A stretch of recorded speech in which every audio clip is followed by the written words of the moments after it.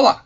Nessa aula, iremos discutir as relações entre a tireoide, os seus hormônios e o exercício. Vamos a ela! Para começarmos a falar da tireoide, é importante que conheçamos a sua estrutura. Ora, a tireoide é uma glândula de cerca de 15 a 25 gramas que fica localizado abraçada à traqueia. Essa glândula tem o formato de H e aqui nós temos a vista anterior. À vista posterior, nós podemos identificar esses 4 pontos que representam a paratireoide.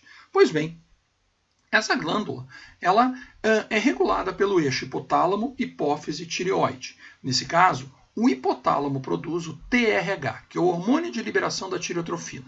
Uma vez lançado no sistema porta hipotálamo hipofisário, esse sistema vascular conduz o TRH até a hipófise, onde existe o estímulo para a produção de TSH, o hormônio estimulante da tireoide. Esse hormônio estimulante da tireoide, evidentemente, é lançado na corrente sanguínea e vai estimular na tireoide a produção, então, de T3 e T4. Bem, esses hormônios eles têm relação íntima com a taxa metabólica. Eles aumentam a síntese proteica, eles aumentam o número de mitocôndrias, promovem a captação de glicose, aumentam glicólise e glicogênese e aumentam a disponibilidade de ácidos graxos livres para oxidação. Eles podem aumentar a taxa metabólica em até 100%.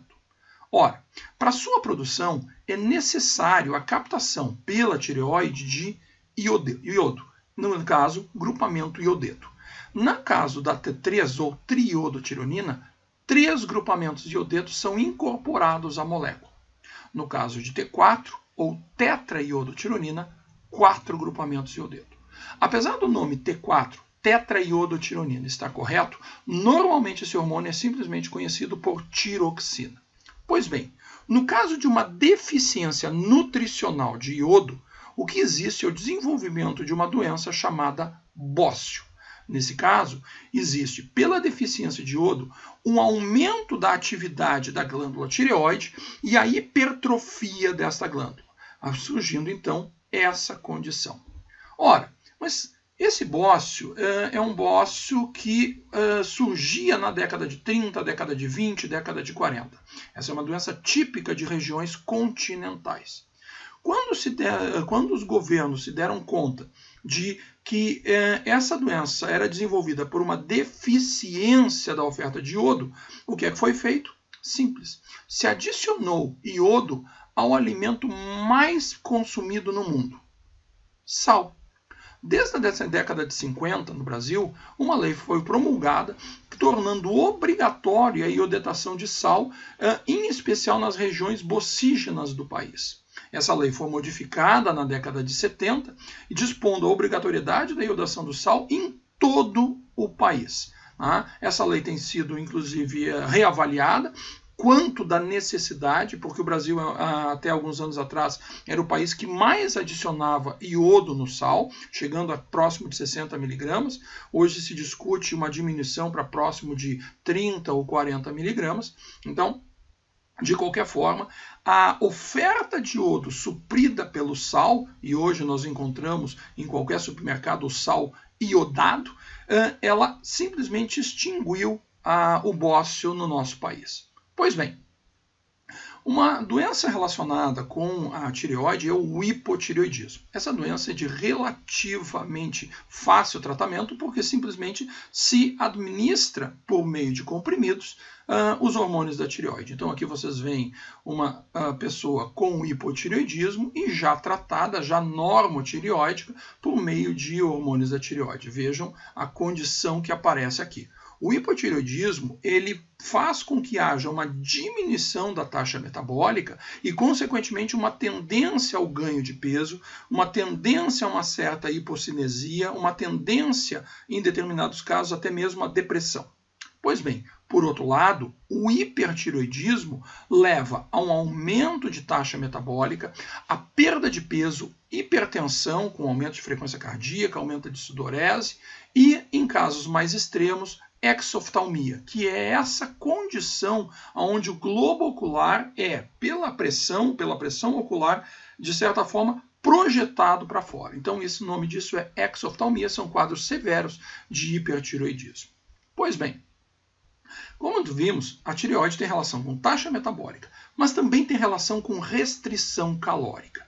Ora, se nós compararmos o que acontece com um urso no norte do Canadá ou mesmo nos Estados Unidos, no verão nós temos esse animal com vasta oferta calórica. No entanto, o que acontece no inverno é que existe uma brutal diminuição da oferta calórica em função do inverno, em função das temperaturas muito baixas, do congelamento de rios, córregos, os animais com os quais ele poderia se alimentar fogem e se escondem para tocas. E esse animal, o que ele sofre nesse período? Pois bem, uma diminuição de hormônios da tireoide. Notem que no período de franca alimentação, os hormônios estão bastante elevados. No período de redução da alimentação, existe uma diminuição desses hormônios e eles permanecem baixos durante o período de hibernação para só depois eles voltarem a subir. Ou seja, a restrição calórica ela gera uma diminuição de atividade metabólica e isso é mediado por hormônios da tireoide.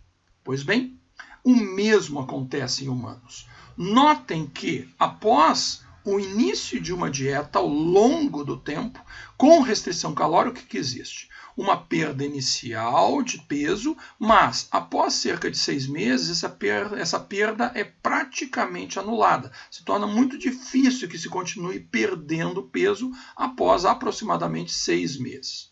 Por que isso ocorre?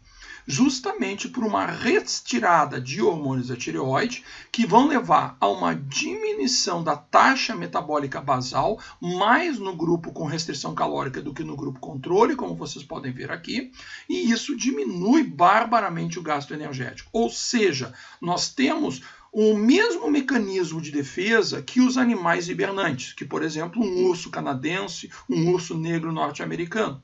Nós, biologicamente, nos adaptamos a essa diminuição de oferta calórica, nos protegendo e diminuindo a atividade metabólica.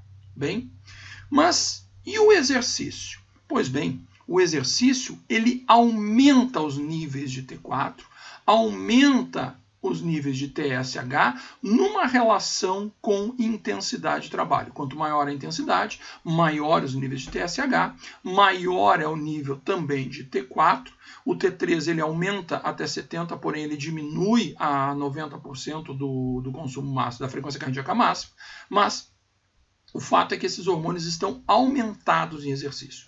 Isso pode agir como um mecanismo, de certa forma, de contrabalançar a diminuição de taxa metabólica que a restrição calórica produz. Ou seja, nós iniciamos um processo de dieta na intenção de perder peso, perdemos peso inicialmente, só que por uma adaptação metabólica, em especial da tireoide, essa perda de peso ela estagna, ela, digamos assim, diminui o seu processo. Nós podemos retomar esse processo com a inserção de exercício a uma frequência razoável. Ou seja, o que se defende é a conjugação dos dois esforços, a diminuição de ingesta calórica por meio de dieta e o exercício periódico, de forma a manter a taxa metabólica aumentada, manter os níveis de T3 e T4 aumentados, TSH também, ao longo do tempo. Pois bem, quais são as mensagens finais dessa aula? A glândula tireoide ela regula a taxa metabólica aumentando glicólise e lipólise. A restrição calórica ela produz atenuação da resposta dos hormônios tireoideus. No entanto, essa restrição ela pode ser compensada pelo exercício regular. Isso ocorre fundamentalmente porque o exercício provoca um aumento, que é intensidade dependente, de T3 e T4. Pois bem, espero que tenham gostado. Continuem acompanhando o nosso canal. Até a nossa próxima aula.